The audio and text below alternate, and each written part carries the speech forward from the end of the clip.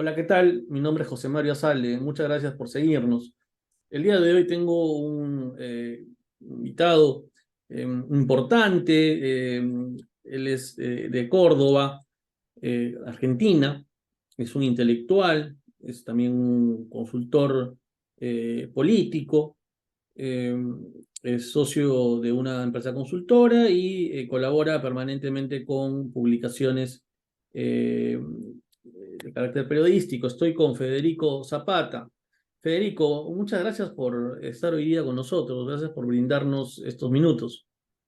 José, gracias a vos por la invitación y es un placer conversar con los queridos hermanos del Perú. Gracias. Igualmente, siempre ha habido una fraternidad, creo, grande entre Perú y Argentina que se mantiene, Histórica. a pesar de las derrotas futbolísticas. Mi No, querido pero es histórica. Federico ha publicado un libro, Los muchachos cordobeses. Bueno, ahí justo se está cayendo el marcador, porque lo estoy leyendo. Es un libro que lo recomiendo. Entiendo que también lo venden por Amazon, ¿puede ser? Entiendo que sí. ¿Sí? De hecho, sí, porque creo que estaba entre comprarlo por Amazon, pero preferí comprarlo en físico porque es un libro muy valioso. Es un libro que explica básicamente qué es Córdoba y cómo en Córdoba se construyó un peronismo diferente. A propósito ahora de la campaña electoral, ¿no? Donde el peronismo al parecer está un poco magullado, ¿no? Y el peronismo cordobés podría surgir como una alternativa, ¿no? Porque yo creo que el peronismo no va a desaparecer. Me parece que al igual que el radicalismo, ya son parte de la institucionalidad política argentina, ¿no? Bueno, eso lo vamos a conversar con Federico. Federico, la primera pregunta es, ¿quiénes son los muchachos cordobeses? A uno ya lo han visto, que es a Schiaretti. Acá también sale de la Sota, también Sí, correcto. histórico gobernador de Córdoba. ¿Quiénes son muchachos cordobeses? Bueno, ellos son, a ver, como yo quise jugar, hice un juego de palabras en el título para, digamos, voy a tratar de por ahí comentar algunas cosas que por ahí en Argentina son como obvias, pero está bien que por ahí para una conversación, digamos, con otro país tengamos como algunas trampitas de lectura. El peronismo cuando nace en el 45 nace como un movimiento, digamos, muy típico de esa época de la sociedad de masas, y entre algunas cosas, de algunas particularidades de esa sociedad de masas, tiene una especie de marcha, que es una canción que identifica, digamos, al peronismo, cuyo título, o digamos, como fragmento más relevante de esa canción es Los muchachos peronistas. Entonces Son yo, los muchachos peronistas. exacto, exacto, una canción bien típica, digamos, como una especie muy vinculada al Río de la Plata, muy tanguera en su composición, digamos. Y entonces yo en el título lo que quise jugar era, bueno, básicamente con esa idea, por eso puse Los muchachos cordobeses, que son básicamente los que en el año 83, cuando vuelve la democracia en Argentina, emerge una especie de contraélite dentro del Partido Justicialista de Córdoba, que estaba liderada por José Manuel de la Sota, que es un político muy relevante en la Argentina. Ellos primero participan de lo que es la Renovación Nacional. La Renovación era la corriente nacional que se oponía al peronismo ortodoxo que venía, digamos, de la crisis de la democracia en el 73-76, se había sostenido, digamos, en la dictadura, y que se hace con el partido en el 83, y ahí se genera una contracorriente nacional, que era un grupo de jóvenes muy lúcidos, muy ambiciosos, muy progresistas en sus ideas, que planteaban reformular el peronismo. La provincia que fue, digamos, como uno de los epicentros de la renovación, una de las más renovadoras, fue Córdoba, con este dirigente que, si bien la renovación, digamos, pierde a nivel nacional, gana Menem, digamos, les gana la interna, y se termina, ese proceso a nivel nacional se termina, digamos, extinguiendo. A nivel provincial, De la Sota lo sostiene. Él crea una especie de, digamos, a diferencia de otros liderazgos provinciales o liderazgos políticos, su apuesta no fue construir una especie de verticalismo total en torno a su figura, sino que intentó, digamos, hizo una apuesta un poco extraña en la política, que es construir una generación, una élite en donde él tenía un rol muy relevante, donde no era el solo. Es decir, había una especie de apuesta muy singular en ese sentido.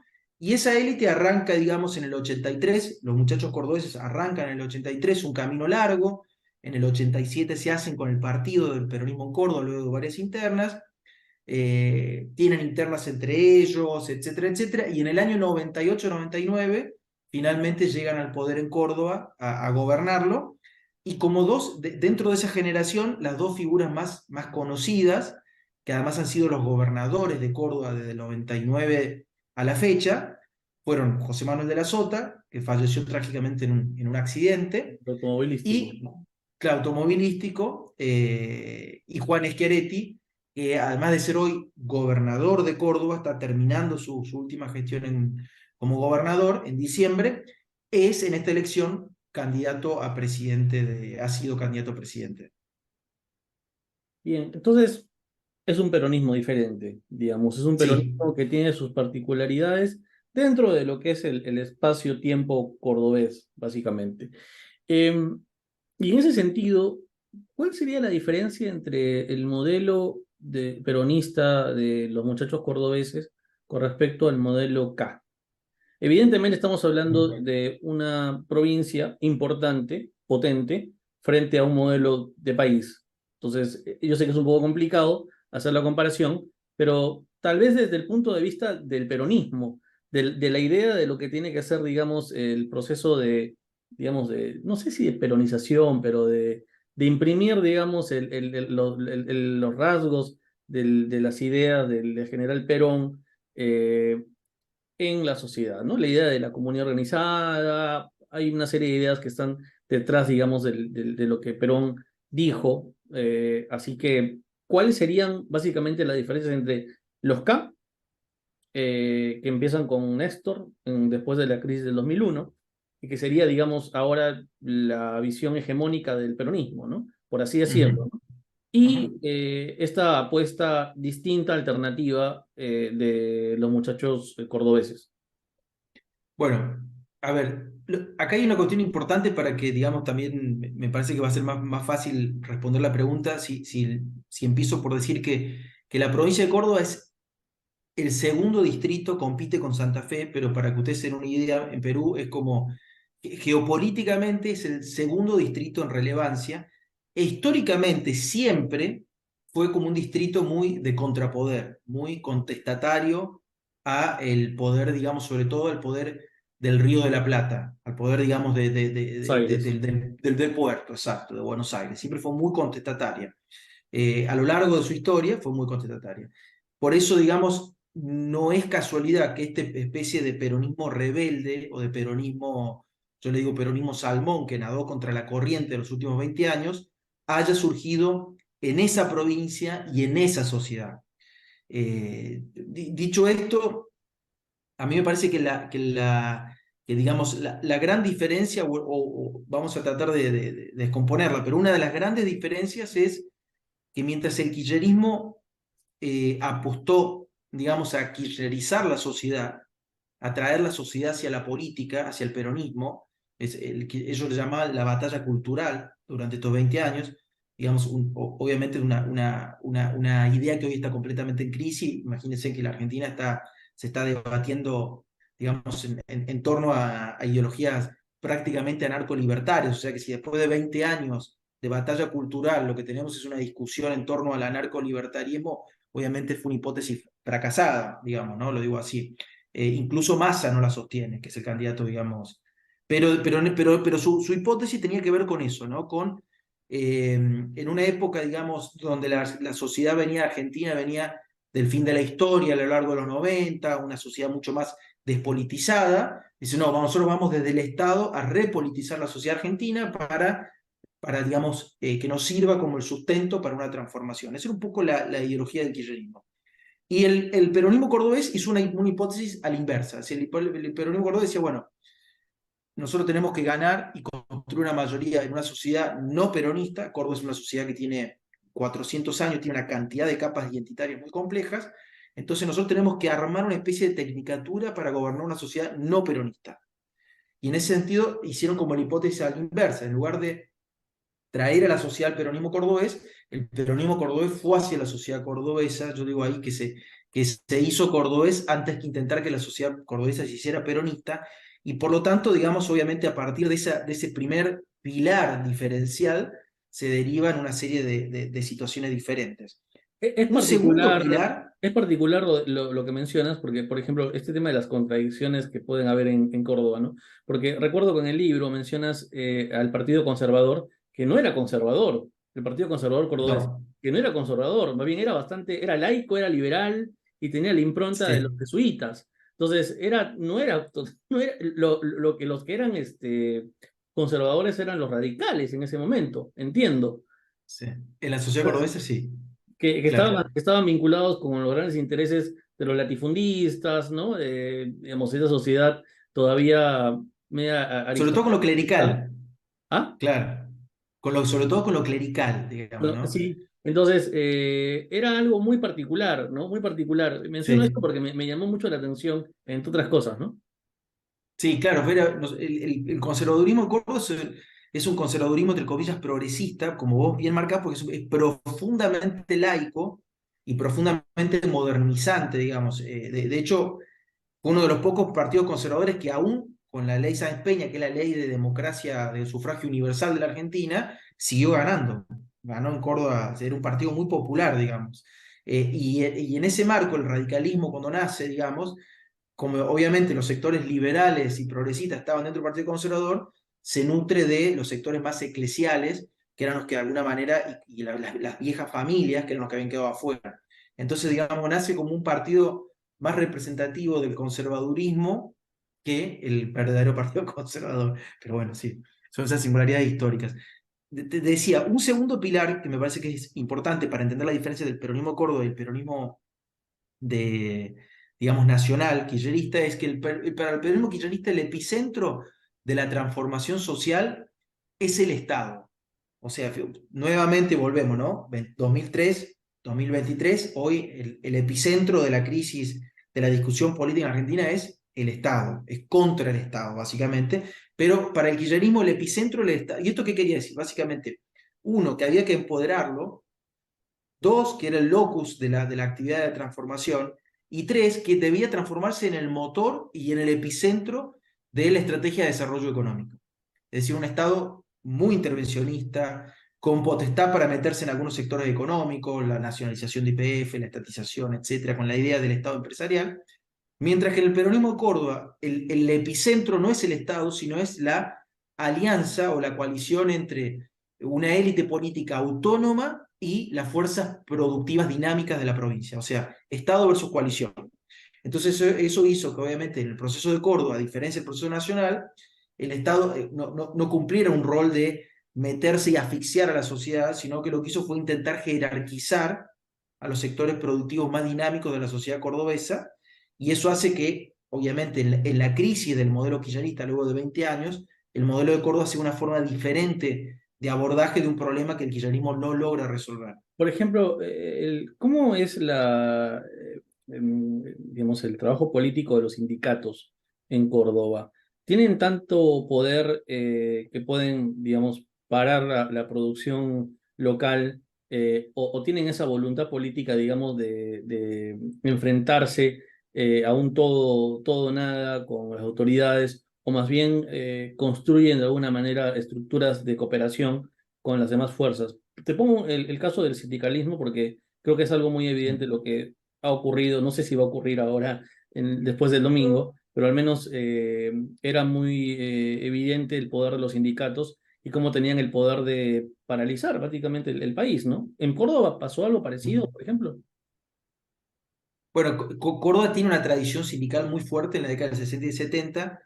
Eso, digamos, tiene un corte drástico en el 76.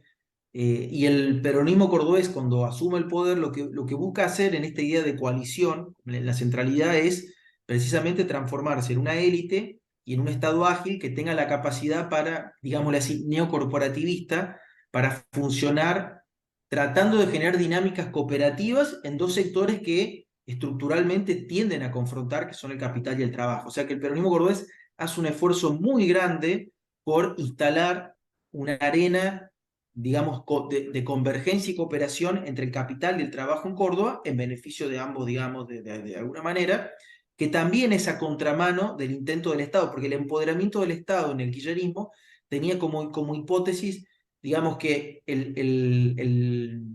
digamos que había que, la forma que tenía el peronismo para, a nivel nacional para transformar la sociedad era restringiendo o, entre comillas, combatiendo al capital. Entonces ahí, fíjate vos que desde el Estado se introduce una dinámica de conflicto en la sociedad, con la idea de que el conflicto es lo que permite avanzar, y el peronismo de Córdoba, desde la idea de coalición, desde alianza de clases, se instala una idea de cooperación. O sea que fíjate vos que son prácticamente el agua y el aceite lo que te estoy narrando.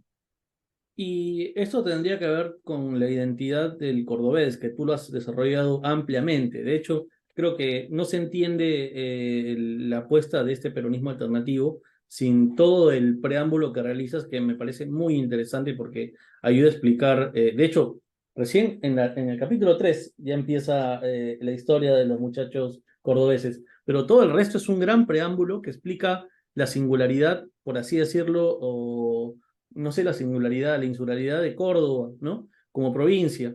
Y me llamó la atención, por ejemplo, y que lo hemos conversado, me parece, por el WhatsApp, esta referencia al tipo de migrante italiano que llega a Córdoba, ¿no? Que es básicamente de Piamonte y Lombardía, ¿no? Y que tiene rasgos diferentes del resto de los migrantes que están más al sur de Italia. Provienen de una zona industrial y ya estaban más o menos familiarizados con la industria. Tú mencionabas de que, digamos, muchos de ellos migraron por el problema comercial con Francia, ¿no? Creo que hubo un cierre del comercio con Francia y por eso que pensaron en migrar a la Argentina. Eso me pareció interesante porque eso quiere decir de que, o sea, los factores culturales son importantes, o sea, no son meros detalles. La vocación Claro. por el ahorro que tú mencionas, no sé si se puede equiparar al modelo del self-made, el yankee, pero esta visión emprendedora, por ejemplo, que para muchos el emprendurismo pues es un discurso vacío, pero yo sí he visto casos de emprendedores que han tenido mucho éxito y que han generado trabajo, y en Perú mismo lo he comprobado. Otra cosa que también me pareció interesante para terminar esta parte es y quería preguntarte, tú mencionas, no sé si nos puedes comentar brevemente, mencionas que hubo toda una experiencia de colonización que fracasó con suizos y alemanes. Es decir, eso yo no lo sabía muy bien y por eso te lo pregunto ahora. Antes de que llegaran los italianos del norte, ¿se promovió la migración suiza y alemana? Y tú mencionas que no fue un fracaso, ¿no? Y que fueron los italianos del norte los que, digamos, aceptaron positivamente las condiciones, ¿no? De la pampa gringa, como tú la denominas, ¿no? Claro, porque ahí el régimen conservador, que es el que alienta, digamos, en realidad es un poco antes, digamos, a partir del 1860 empiezan las distintas experiencias, pero básicamente, sobre todo Sarmiento, que ve cómo funcionaba, Sarmiento fue un gran prócer en Argentina, hace una experiencia de asesoramiento a Chile, Chile lo manda a Europa y a Estados Unidos. Y el tipo se vuelve loco en Estados Unidos porque ve ahí la agricultura, digamos, de pequeña y mediana escala, muy dinámica, vinculada al comercio exterior, no una agricultura de subsistencia, una agricultura pujante, digamos, ¿no? Entonces el tipo ahí y empieza a problematizar la vinculación entre ese modelo productivo que ve en Estados Unidos y el ideal jeffersoniano, ¿no? De la democracia de la pequeña propiedad. Jefferson dice, bueno, para que la democracia funcione tiene que existir la pequeña propiedad. Entonces el tipo vuelve con esas ideas a la Argentina y es uno de los primeros impulsores, después todos los gobiernos lo van a seguir, de los que se denominan los procesos de colonización de la tierra en la Argentina, que básicamente es el corrimiento de la frontera, digamos, que existía básicamente con los pueblos aborígenes, que eran en esa zona muy aguerridos, digamos, se despeja, se crean condiciones de seguridad, se Para eso es introduce. importante, Sí. es importante mencionar que cuando se habla de colonización no estamos haciendo referencia a la colonia, sino estamos haciendo referencia a poblar, Creación de colonias. poblar, poblar el extenso territorio argentino con una política migratoria, ¿no? Que viene Exacto. planificada desde el gobierno central, entiendo. Exacto, era garantizar la seguridad en ese territorio que era improductivo y crear colonias, colonias agrícolas, ¿no? Esa era un poco la idea. Ellos pensaban además, porque Sarmiento lo vinculaba a la cuestión política, de que esas colonias tenían que tener inmigración alemana y fundamentalmente alemana y suiza. ¿Por qué? Porque era la forma de traer la civilización de Europa Civilización y hacia barbarie, y combatir la claro, barbarie. claro, era forma de, o sea, decía, bueno, a ver, en estas sociedades hay valores, digamos, de tecnología, hay valores de políticos, que si nosotros los traemos, y esos son los protagonistas de las colonias, van a impactar después en el sistema político. Entonces Sarmiento además que creía que además de crear medianos productores, esos medianos productores deberían traer la civilización, entre comillas, digamos, los patrones de la cultura política de esas regiones. Entonces, los primeros intentos son efectivamente con inmigrantes que venían de allí, pero que digamos que no logran adaptarse al aislamiento, a las condiciones de mucho aislamiento que se vivía en esas primeras colonias. Se estaba recién teniendo el tren, se vivía con situaciones de mucha austeridad, de mucha carencia de instituciones, falta, digamos, de contención cultural. O sea, eran realmente situaciones de muchísima, muchísima precariedad. Precariedad, carencias. Es exacto. Entonces, los alemanes y los suizos les cuesta mucho sostenerse, muchos de ellos se van, y los que sí se... Fuera de una estructura de orden, ¿no? Bueno, los alemanes, pues, Claro, no por algo son los creadores del modelo, digamos, de Estado más consolidado que fue el prusiano y que luego dio, digamos, origen al Estado social, ¿no? Digamos, el alemán vive dentro de un orden. Y me imagino que vivir exacto, dentro de una completamente. situación de anarquía debe ser muy complicado, desde lo Complete- simbólico, lo vivencial. Completamente. Y el italiano, que digamos que no era la inmigración que Sarmiento quería, porque el italiano estaba en un estado en conformación, era mucho más caótico, etcétera. Sin embargo, empieza a venir, como vos bien marcaste, porque se produce la crisis de comercio con Francia. Ellos eran agricultores que exportaban sobre todo a Francia, con lo cual se quedan sin mercado, se produce una crisis económica, crisis de la consolidación del Estado italiano, empiezan a llegar italianos del norte que sí se adaptan a esas condiciones. Entonces, en principio, el régimen trataba un poco de expulsarlos, no les daba, digamos, incentivos para venir, pero en un momento empiezan a darse cuenta que en realidad los alemanes y los suizos no se adaptaban a esas condiciones y que estos otros que no traían la civilización política se adaptaban ahí y que en todo caso traían una especie de civilización diferente que era la civilización del trabajo. Eran muy abnegados, ahorrativos, digamos, vivían en familia, trabajaba la familia, no tenían problema de vivir en condiciones de aislamiento, eran tremendamente ahorrativos y por lo tanto después invertían. Entonces empiezan a darse cuenta que para las condiciones argentinas lo que mejor se iban a adaptar al sistema eran los italianos y ahí obviamente cambia la actitud hacia la inmigración italiana, la empiezan a promover. Esto se produce primero en Santa Fe, y de Santa Fe se va corriendo la frontera. Esos primeros que llegan a Santa Fe se van instalando en Córdoba, que eran tierras, en ese momento es más tardía la colonización de Córdoba, entonces eran tierras más baratas, entonces entra por el este, o digamos la frontera de Córdoba con Santa Fe, y del centro al sur, que era un territorio nulo en Córdoba, donde no había nada, se empiezan a instalarse ahí, y obviamente que crean una especie de, además de crear un sistema productivo, crean una especie de, entre comillas, de cultura, que se hace muy potente y que tiene entre algunos componentes una fuerte orientación asociativa, que fíjate vos, yo te dije, ¿no? Un peronismo de Córdoba que apuesta a las coaliciones, a la construcción de coaliciones. Bueno, digamos, el cordobés es muy asociativo, muy coalicionista, muy de intentar construir acuerdos, sin negar que existen conflictos, pero aún sabiendo que existen conflictos, la pregunta es, ¿qué hacemos con esos conflictos? Y la sociedad cordobesa y el peronismo cordobés en particular han sido siempre muy propensos a intentar construir mecanismos neocorporativos para abordar esos conflictos. Como las sociedades de socorro mutuo, ¿no? Que mencionas Exacto, sí, del las libro, ¿no? cooperativas. Bien, te agradezco mucho por estos minutos.